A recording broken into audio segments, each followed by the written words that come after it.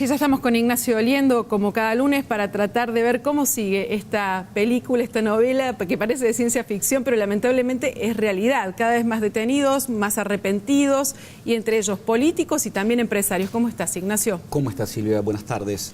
Bueno, dos cosas. Uno, primero, en el aniversario sanmartiniano el país no ha cambiado mucho en 200 años, ¿no? Recordemos nuestro prócer... Hay un déjà vu, ¿no? Hay un déjà vu, nuestro prócer se fue de la Argentina por este tipo de cosas y por los desencuentros de la politiquería del momento. En ese sentido no hemos cambiado nada en términos de contrabando, corrupción y desencuentros. Y por otro lado, me parece importante como vos lo planteaste, porque la verdad que es un terremoto político que pone a toda la élite política, empresarial, judicial en tela de juicio, entra en un gran desprestigio que sin duda producirá una reconfiguración de esas mismas élites. Por ejemplo, ahora tienen mucho para preocuparse los gobernadores e intendentes a partir de las denuncias que ha hecho López.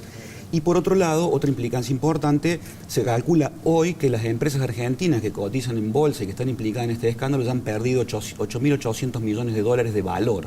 Con lo cual no solamente esto tiene una implicancia desde el punto de vista de la credibilidad de la clase política, empresarial, judicial, mediática, sino también desde el punto de vista del valor de las empresas. Y en un contexto de recesión y de devaluación y esta inflación en el que vivimos, muy probablemente empresas extranjeras estén tentadas a comprar toda esta compañía por un precio cercano a algo vil, con lo cual es algo verdaderamente inédito lo que está ocurriendo, de una trascendencia muy muy fuerte y de un impacto notable en la economía, en un momento en el que contrariamente a lo que había comprometido el gobierno, no vienen inversiones y por supuesto no van a venir, salvo para comprar estas empresas. Con un panorama como claro, el que estamos con un panorama teniendo. como esto, porque aquí hay implicancias legales muy muy fuertes. Por ejemplo, las empresas que cotizan en la Bolsa de Nueva York tienen una serie de regulaciones muy muy estrictas respecto de involucrarse en temas de esta naturaleza por los ítems ligados a transparencia que implica participar de ese mercado, con lo cual todos los fondos de inversión han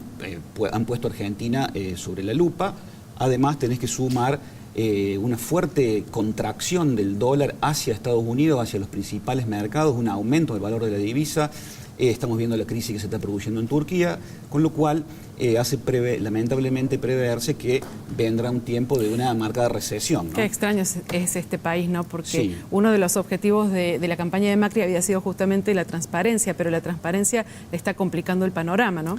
Ellos pusieron muy alta la vara de la transparencia, excesivamente alta. El rol de Carrió ahí fue muy interesante, sobre todo considerando que la familia Macri proviene de esa propia patria contratista. Es más, una propia empresa del expresidente y de su primo están involucradas en el affair, con lo cual no estamos hablando de un extraño, pero ellos pusieron muy alta la vara de la transparencia y ahora todos entran más o menos en la misma bolsa, por más que le toque al presidente liderar este proceso. Yo creo que ahí está la cuestión, ¿no? ¿Cómo hacer para posicionarse a partir de esas promesas con esta realidad?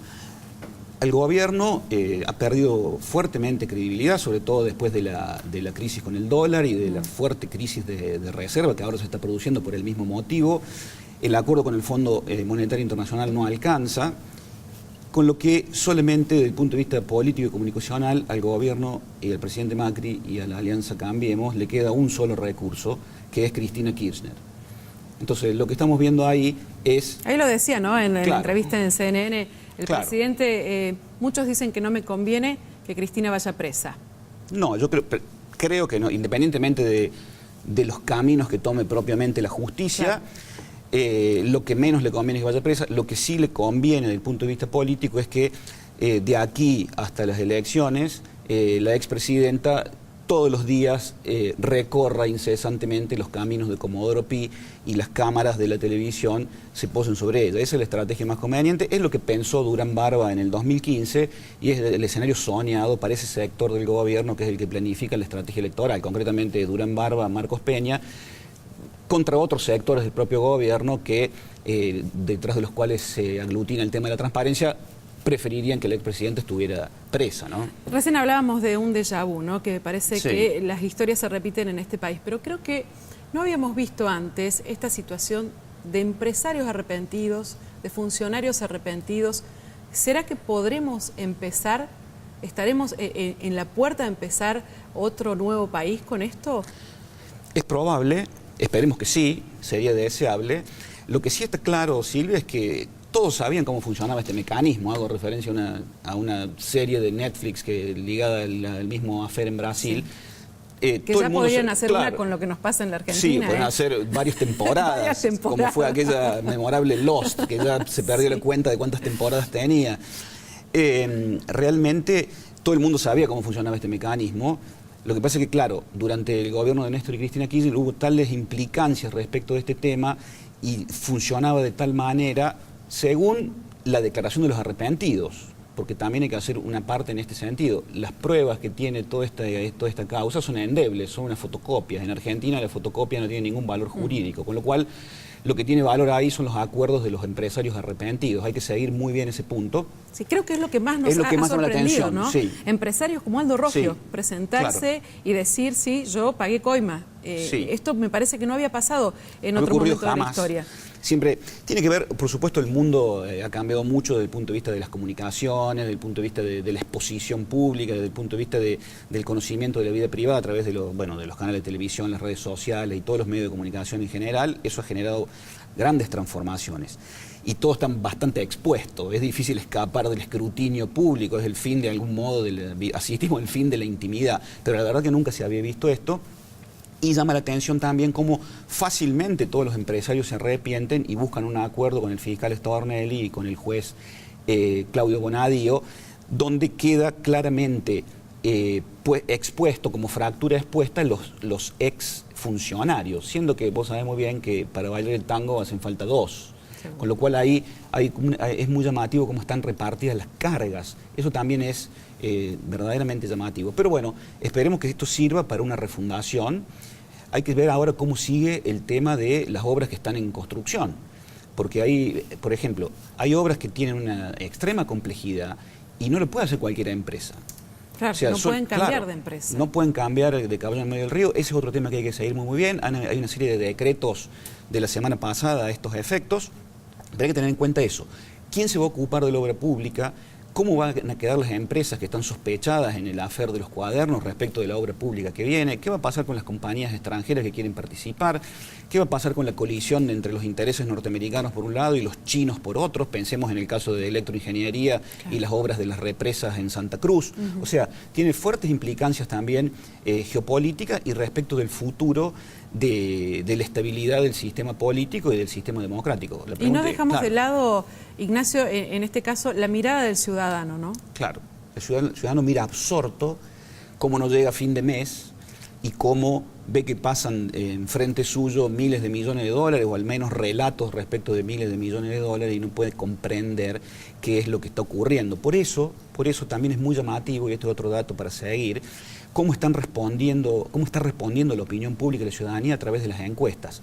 Sigue desprestigiada en general la clase política, sigue siendo el ítem de la corrupción extremadamente importante, pero está claro que la economía, como decía muy bien Víctor recién, tiene preferencia al momento del voto y de la situación personal de cada individuo, con lo cual hay que ver hasta qué punto hace mella en las candidaturas que vendrán. Eso es otro tema interesante, porque aún en este contexto, los únicos dos referentes de la política, por llamarlo de alguna manera, que tienen caudal de voto, intención de voto, son, paradójicamente, Mauricio Macri y Cristina Fernández de Kirchner. No hay ningún, bueno, y también de algún modo María Eugenia Vidal, que se ha visto... Pero en un tercer lugar. En un tercer lugar. Son, paradójicamente, los dos candidatos que buscan polarizar y son los que están involucrados en toda en este tango, que ahí sí se baila de a dos. Pareciera que no hay salida también a ese tándem a partir de que no hay otros candidatos competitivos. Justamente, la palabra salida es lo que está esperando el ciudadano, ¿no?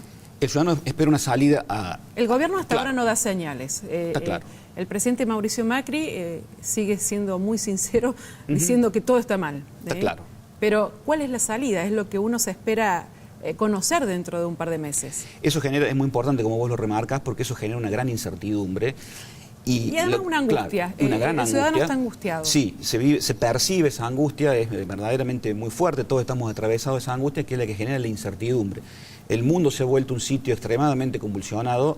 La Argentina no solamente no va a la saga, sino que siempre nos hemos especializado en ser más intensos de lo que ocurre en el mundo y estamos viviendo esta crisis con mucha intensidad. La ciudadanía busca una salida y no la encuentra en el sistema político. Ese es el gran temor que existe, pensemos en el caso de Brasil, de que colapse la credibilidad de todo el sistema. Esa posibilidad existe la posibilidad de que haya que tomar medidas drásticas respecto de la economía porque no alcanza el acuerdo con el Fondo Monetario Internacional, y es posible que haya, desde el punto de vista social, resistencia muy fuerte a todas las medidas que se van tomando, con lo cual los meses por venir van a ser meses de una complejidad social y de una problemática social que hay que observar con mucho detenimiento para que no pase a mayores, ¿no? Muchas gracias, Ignacio. Gracias a ustedes.